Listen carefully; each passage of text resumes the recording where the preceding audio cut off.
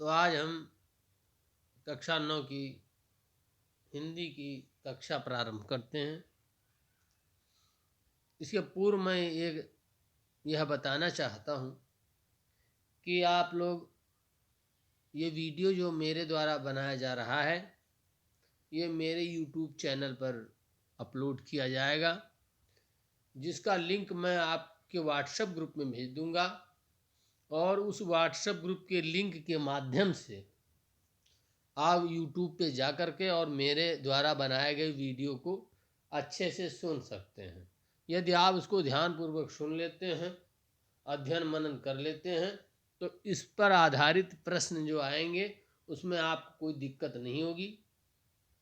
तो एक तरह से एक कक्षा का ही रूप है, तो आप इसको गहराई से लेंगे, गंभीरता से लेंगे और हमारे चैनल को सब्सक्राइब करेंगे और लाइक भी करेंगे इस वीडियो को। तो मैं अपने क्लास को प्रारंभ कर रहा हूँ। जैसा आप जानते हैं कि आपकी कक्षा 9 की हिंदी की पाठ्य पुस्तक में एकांकी भी संकलित हैं, जिनमें से 2 एकांकियाँ मुख्य हैं जो बाकी कोविड के कारण आपके पाठ्यक्रम से अलग कर दी गई हैं। एक दीपदान एकांकी है जो डॉक्टर राम कुमार वर्मा द्वारा लिखी गई है। डॉक्टर राम कुमार वर्मा जी गद्य लेखक हैं, कवि भी हैं, छायावाद के गौड़ कवियों में मतलब डिप्टी कवि, छोटे कवियों में आते हैं। 4 प्रमुख कवि हैं, लेकिन वो साहित्यकार भी हैं, गद्य लेखक भी हैं, एकांकीकार भी। तो उन्होंने जो ये एकांकी लिखा, ऐतिहासिक एकांकियाँ उन्होंने बहुत लिखी हैं, जो हमारे देश के गौरव को, हमारे ऐतिहासिक गौरव को जागृत करने वाले एकांकी इन्होंने लिखे हैं, जो हमारी राष्ट्रीय भावना को जागृत करते हैं। ऐसा ही एक एकांकी दीपदान है। दीपदान का मतलब दीपक का दान। इस एकांकी, यह एक ऐतिहासिक एकांकी है जो मध्यकाल में है। राजपूताने की घटना का वर्णन किया गया है, मेवाड़ की घटना का। दीपदान एक उत्सव होता है मेवाड़ में। महाराणा सांगा का नाम आपने सुना होगा, राणा उदय सिंह का सुना होगा, महाराणा प्रताप का सुना होगा। ये सब मेवाड़ के शासक थे। तो इनके यहाँ एक दीपदान उत्सव होता था मेवाड़ में प्रतिवर्ष। तो एक सरोवर में दीपक मिट्टी के बना करके और तैराए जाते थे, और भी विविध तरीकों के पत्तल से, मिट्टी से दीपक बना के, और उसको पानी में रख दिया जाता था। हल्के दीपक जो पानी में तैर सकें, और बहुत सुंदर लगते थे, पानी में दीपक प्रवाहित करते थे। उसी को दीपदान कहते थे। उस दिन नृत्य गायन होता था। तो उसी दीपदान एकांकी के, इसीलिए इसका शीर्षक रखा गया। लेकिन इसमें एक बहुत बड़ा जो राज परिवार में सत्ता के लिए संघर्ष होता है, उसका वर्णन किया गया है। अब मैं सीधे एकांकी के सारांश पर, उसके कथानक पर आता हूँ। यह एकांकी जो है, इसमें हम प्रकरण में 2 चीजें हमने ली हैं: दीपदान एकांकी का सारांश और उसके प्रमुख पात्र पन्नाधाय का चरित्र चित्रण। सर्वप्रथम हम दीपदान एकांकी के सारांश पर चर्चा करते हैं। दीपदान एकांकी की कथा वस्तु चित्तौड़ की एक ऐतिहासिक घटना पर आधारित है, जिसमें राजपूताना के त्याग बलिदान का चित्रण हुआ है। राजपूताना यानी राजस्थान में राजपूतों में कैसा त्याग और बलिदान एक महिला ने किया, इसका वर्णन है। महाराणा संग्राम सिंह की मृत्यु हो जाती है। उसके बाद उनके छोटे भाई पृथ्वी सिंह का दासी पुत्र बनबीर चित्तौड़ का शासक बनना चाहता है। एक दासी पुत्र है चित्तौड़ में, वो शासक बनना चाहता है। अपनी इस महत्वाकांक्षा की पूर्ति के लिए उसने पहले तो सोते हुए विक्रमादित्य की हत्या कर दी, और फिर कुंवर उदय सिंह की हत्या करने के लिए मयूर पक्ष कुंड में असमय ही दीपदान उत्सव का आयोजन करता है। जो बनबीर है, वो चित्तौड़ राजघराने में एक दासी है, उसका बेटा है। पहले राजघरानों में दासियां जो थी वो भी सत्ता में दखल करती थी। तो एक महाराज है, उनकी दासी का पुत्र पृथ्वी सिंह, राणा सांगा के खानदानी थे, भाई थे। तो उनका दासीपुत्र बनवीर वो राजा बनना चाहता है, तो उसने विक्रमादित्य की हत्या कर दी। जो महाराजा विक्रमादित्य हैं, जो उदय सिंह के चाचा लगते हैं, तो उनकी हत्या कर देते हैं। और उदय सिंह महाराणा सांगा का बेटा है, छोटा है वो भी, वही राज सत्ता का वास्तविक अधिकारी है, लेकिन वो वारिस जो है राज सत्ता का, छोटा है, 15 साल का बेटा है, बच्चा है वो। उसकी हत्या करना चाहता है दासी पुत्र बनवीर। उसने पूरी राज सत्ता पे एक तरह से कब्जा कर रखा है, तो वो चाहता है कि अब मैं इसको मार दूं और मैं राजा बन जाऊं। जैसे कभी इतिहास में ऐसे राजे हुए हैं, बादशाह हुए हैं, जिन्होंने किसी न किसी को मार करके और अपनी राजगद्दी हथियाई। इसी चक्कर में वो है, तो उसकी ही ज़्यादा चलती है इस समय। तो वो असमय ही, यानी बिना टाइम के, उस पर्व का समय नहीं था, और बिना समय के एक मयूर पक्ष में कुंड है, एक स्थान है जहाँ कुंड है, सरोवर है, वहाँ वो दीपदान उत्सव जो हर वर्ष मेवाड़ में होता है, वो टाइम के पहले ही आयोजन कर देता है। वो षड्यंत्र करना चाहता है। और उदय सिंह राणा सांगा का पुत्र है, वही चित्तौड़ का वास्तविक अधिकारी है। इसीलिए इसी उत्सव के बहाने बनवीर इस कांटे को दूर करना चाहता है, जो उसकी महत्वाकांक्षा में बाधक है। उदय सिंह उसको मारना चाहता है। कुंवर उदय सिंह की संरक्षिका है पन्ना धाय। कुंवर उदय सिंह की जो धाय होती थी, धाय माँ, जैसे बाइयाँ होती हैं, तो धाय माँ होती थी।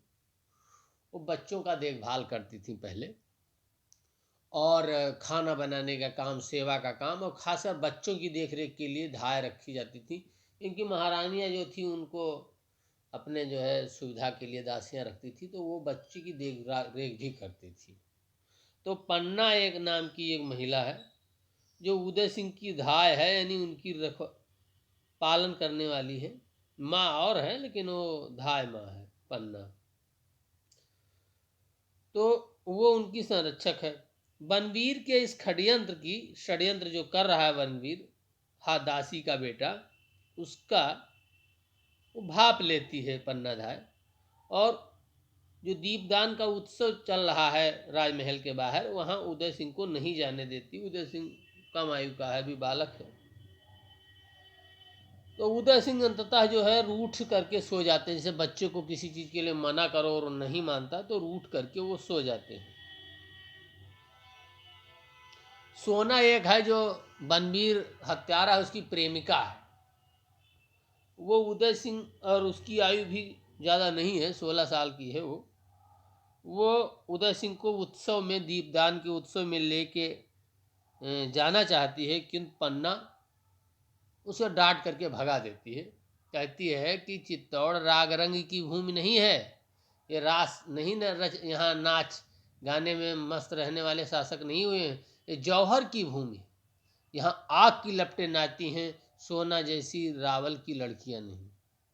यहीं आग की लपटें नाचती, यहाँ वीरों की वीरांगना महिलाएं होती हैं। यहाँ राग रंग में उतना ध्यान नहीं देती हैं। तुम जाओ, हम नहीं भेजेंगे। इसके बाद पन्ना का पुत्र चंदन आता है। एक चंदन जो पन्ना धाय माँ है, उसका भी एक बेटा है, जो उदय सिंह की ही सेम बिल्कुल बराबर आयु का है, वो आता है। पन्ना उदय सिंह को बाहर भेज देने की योजना तैयार करती है। वो पन्ना जानती है राजमहल क्या हुआ कि बनवीर ने उत्सव आयोजन किया, राजमहल पे पूरा जो है उसने कब्जा कर लिया है, और पहरे बैठा दिए हैं, सैनिक बैठा दिए कि कोई बाहर ना अंदर से बाहर जाए, ना बाहर से अंदर आए। लेकिन पन्ना वहाँ से एक उपाय करती है। रोज जो कोई उत्सव होता है या कोई खान पान, तो पत्तल उठाने वाले नौकर आते हैं। उसमें कीरत बारी वही जो पत्थर उत्तर उठाता है, कीरत बारी नाम का एक नौकर है, पत्तल झूठी उठाने वाला आता है। उसको तो कोई रोकेगा नहीं, क्योंकि वो पत्तल उठाने वाला नौकर है। उसी पत्तल की बड़ी सी टोकरी में वो पत्तल ले जाता है। उसी में वो छोटा जो बालक है, 10-12 साल 15 साल का उदय सिंह, उसको टोकरी में बैठा देती है। वो छुप करके महल के बाहर निकाल देती है। जो उदय सिंह, जो ये राजसत्ता के वारिस थे, राजकुमार थे, उनको बाहर निकाल देती है।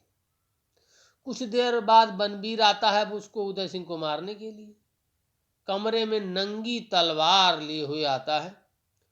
और वो पन्ना ने क्या किया पन्ना ने उदय सिंह को तो वहाँ भगा दिया, उसमें टोकरी में बैठा के, और उनकी बराबर आयु का और लंबाई चौड़ाई कद काठी में उतना ही बड़ा है उसका बेटा चंदन, उसको वो सुला करके लिटा देती है चारपाई पर, और उसके ऊपर से वो ढक देती है। सैया पर लिटाने के बाद उसको चादर से ढक देती है। अब बनवीर आता है तलवार लेकर, पन्ना को प्रलोभन देता है, उदय सिंह को हमारे हवाले कर दो, हम तुम्हें जागीर देंगे। लेकिन पन्ना नहीं मानती है और उसको डांटती फटकारती है, और बनवीर जो है मारता है। वो जानता है कि ये उदय सिंह है और तलवार से प्रहार करता है। तलवार वो पन्ना उसको उससे लड़ने का प्रयास करती है, लेकिन वो कहाँ योद्धा था और उन सब चीज़ों से निपुण था, तो पन्ना के वार को रोक लेता है एक झटके में। और वहीं उदय सिंह वहीं चंदन को तलवार से वार करता है। उसी बिस्तर पर लेटा हुआ ही चंदन मर जाता है, काट देता है उसको तलवार से। लेकिन वो ये नहीं देखता ये कौन है, उसने यही समझा कि हमने उदय सिंह को मार दिया, और उदय सिंह चला जाता है। लेकिन नहीं, वो बनवीर चला जाता है चंदन को मार करके, जो पन्ना का बेटा था। उसने समझा कि हम राज सत्ता के जो वारिस है उदय सिंह, उनको मार दिया, लेकिन वो उसका एक तरह से झूठा है, भ्रम है, और वो उसको मारने में सफल नहीं होता। उदय सिंह निकाल दिए जाते बाहर। फिर जब समय बदलता है तो उदय सिंह फिर राजगद्दी पर बैठते हैं, और बनवीर की योजना ये सफल नहीं होती, और मेवाड़ राज मुकुट का जो वारिस है वो बच जाता है। पन्ना धाय के इतने बड़े बलिदान के कारण वो बच जाता है। तो इस तरह से जो है पन्ना उसको उदय सिंह की रक्षा करती है, उसकी जगह अपने बेटे को वो लिटा देती है। उनके प्राणों की जो है परवाह नहीं करती अपने बेटे की, और उसकी जगह अपने कर्तव्य की रक्षा करती है। राष्ट्र की रक्षा, राजगद्दी की रक्षा करने के लिए अपनी स्वामी भक्त का प्रदर्शन करती है। अपने बेटे को खो देती है, लेकिन राजा को बचा लेती है, राजकुमार को बचा लेती है, उदय सिंह को बचा लेती है। ये बहुत बड़ा बलिदान है, अपूर्व त्याग है, जो कभी इतिहास में नहीं मिलता। इसलिए हम पन्ना धाय का आदर करते हैं। तो रामकुमार वर्मा जी ने इस एकांकी में यही दिखाया है। तो आज हमने चर्चा की दीपदान एकांकी का सारांश।